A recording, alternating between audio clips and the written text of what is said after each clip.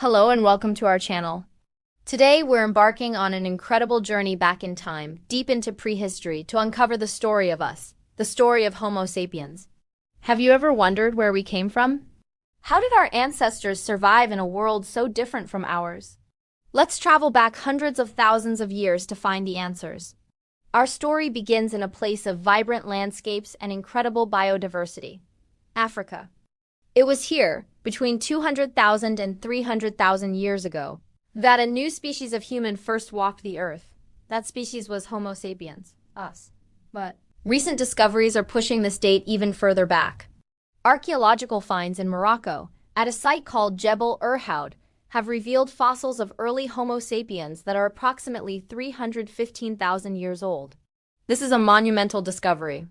It suggests our lineage is over 100,000 years older than we previously thought, and that our evolution may not have been confined to one specific region of Africa, but was a more continent-wide process. These early humans were not quite like us. They had slightly different facial features, like a longer, lower brain case and more prominent brow ridges. But their brains were already large, falling within the range of modern humans today. They were intelligent, resourceful, and incredibly adaptable. They were hunter-gatherers, living in small, mobile groups. They crafted sophisticated stone tools, like sharp points that could be attached to spears, which revolutionized their hunting capabilities. They could take down large game, providing essential protein and resources for their communities.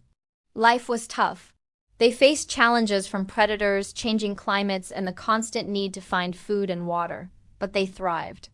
They developed social structures, communicated with each other, and passed down knowledge from one generation to the next. The development of complex tools and cooperative hunting strategies shows us they were not just surviving. They were innovating. They were learning to master their environment. For thousands of generations, Homo sapiens remained in Africa, evolving and diversifying. But then something changed. A new chapter in our story was about to begin.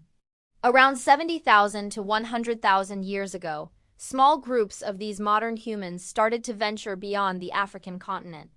This wasn't one single event, but likely a series of migrations, a slow trickle of people moving into new lands. Why did they leave? The reasons are complex and still debated by scientists. It could have been due to climate change. Periods of drought in Africa might have pushed them to seek out greener, more resource-rich territories. It could have been population pressure, with groups splitting off to find their own space. Or perhaps it was simply human curiosity, that innate desire to see what lies beyond the horizon. Whatever the exact reasons, this out-of-Africa migration was one of the most significant events in human history. These small bands of pioneers faced a world that was completely unknown to them. They encountered new landscapes, new climates, and new challenges. They journeyed into the Middle East, then spread outwards. Some went east, along the coasts of Asia, eventually reaching Australia around 65,000 years ago. This was an astonishing feat of navigation, requiring them to cross open water. Others moved north and west into Europe and Central Asia. And here's where the story gets even more fascinating. They weren't alone. As Homo sapiens expanded across the globe, they met other human species who had left Africa in much earlier migrations. In Europe and parts of Asia, they encountered the Neanderthals. Neanderthals were our closest extinct relatives. They were stocky, powerfully built, and well adapted to the cold climates of Ice Age Europe. They were also highly intelligent. They had their own sophisticated tool technology. They hunted large animals, they used fire, and they even buried their dead, which suggests some form of symbolic thought. For thousands of years, Homo sapiens and Neanderthals coexisted. They shared the same landscapes, hunted the same animals, and sometimes lived in the same caves, though perhaps not at the same time. The question on everyone's mind is, what happened when they met? Did they fight? Did they avoid each other?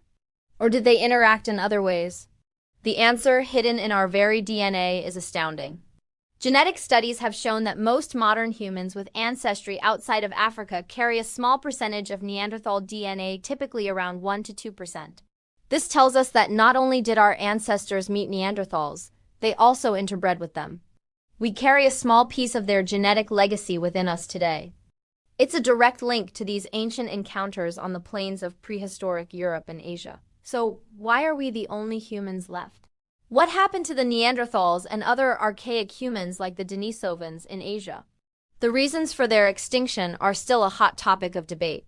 It was likely a combination of factors. Climate change during the last ice age may have put their populations under immense stress. Competition for resources with the newly arrived Homo sapiens, who were growing in number, could have been another factor. Perhaps our ancestors had slightly more efficient technologies, more complex social networks, or a higher birth rate that gave us a competitive edge over a long period. It wasn't a sudden violent takeover, but more likely a slow process of being outcompeted and assimilated over thousands of years. The success of Homo sapiens is rooted in our unique cognitive abilities. We developed complex language, which allowed for unprecedented levels of cooperation and planning. We created art, like the breathtaking cave paintings found in France and Spain. This symbolic behavior, the ability to think abstractly and share complex ideas, is a hallmark of our species. It allowed us to build stronger cultural bonds, to innovate faster, and to adapt to virtually any environment on Earth. From the frozen tundra of the Arctic to the dense rainforests of the Amazon, we found a way to not just survive, but to thrive. This incredible journey out of Africa also explains the pattern of human genetic diversity we see today. The recent African origin model, which is strongly supported by genetic evidence, explains this perfectly. It states that all modern non-African populations descend from those who migrated out of Africa around 70,000 years ago. Because these migrating groups were small, they carried only a subset of the total genetic diversity present in Africa at the time. This is why African populations have the highest genetic diversity in the world. As humans spread further and further away from Africa, each new migration event created another bottleneck, further reducing genetic diversity with each step. So when we look at the incredible diversity of people around the world today, we are seeing the echoes of this ancient journey. Our story is not one of separate origins, but of a shared beginning on the African continent. We are all time travelers, carrying the history of our species within our genes.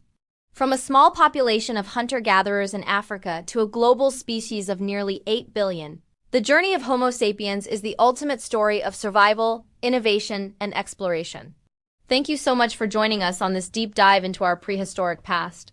It's a reminder that our human story is vast, complex, and connects us all. If you enjoyed this journey through time, please hit that like button, subscribe to our channel, and ring the bell so you don't miss our next adventure. We'd love to hear your thoughts in the comments below. Until next time, stay curious.